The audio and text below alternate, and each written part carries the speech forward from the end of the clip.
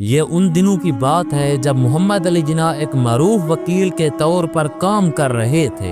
एक मुसलमान ताजिर उनके पास आया, चेहरे पर बेबसी और गुस्से में था। उसने कहा, मेरे साथ एक बहुत बड़ी नाइंसाफी हुई है। मेरा हिंदू मुलाजिम चोरी करके भाग गया है, मुझे इंसाफ चाहिए, आप मेरा मुकदमा लड़े। कैद आज़म मोहम्मद अली जिन्ना ने बात सुनी, कागजात देखे और मुकदमा कबूल कर लिया। मगर जैसे जैसे केस आगे बढ़ा, गवाहियां आई, दस्तावेजात सामने आए, कैद आज़म को एक एक चीज में तजाद महसूस होने लगा। उन्होंने तफसील से हर बात का जायजा लिया, खुद गवाहों से सवाल किए। फिर एक दिन उन्हें असल हकीकत का पता चला। वो हिंदू मुलाजिम जिस पर इल्जाम लगाया गया था, उसने न कोई चोरी की थी न वो कहीं भागा था। दरअसल ताजिर ने उस पर झूठा इल्जाम लगाया था ताकि उसे नौकरी से निकाल दे और तनख्वाह भी न दे। ये जानने के बाद कैद आज़म मोहम्मद अली जिन्ना ने ताजिर को बुलाया और दो टोक अल्फाज में कहा, तुम मुसलमान हो, मैं भी मुसलमान हूँ, मगर याद रखो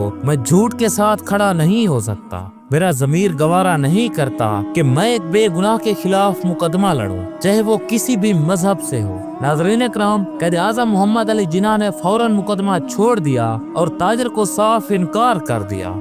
एक दफा कैद आज़म मोहम्मद अली जिन्ना एक सियासी जलसे में शिरकत के लिए रवाना होने वाले थे। जलसे का वक्त पहले से तय था और कैद आज़म ने वाजे कर दिया था कि सुबह ठीक 9 बजे रवानगी होगी।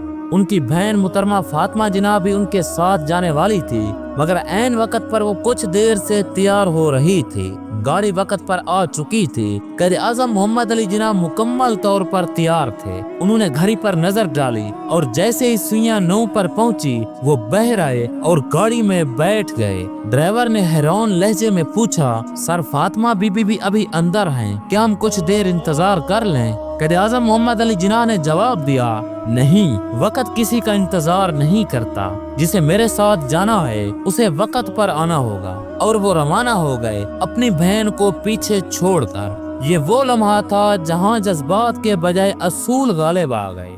फातिमा जिन्ना नाराज नहीं हुई क्योंकि वो जानती थी कि उनका भाई वक्त का कितना पाबंद है। उसके लिए वक्त एक अमानत था।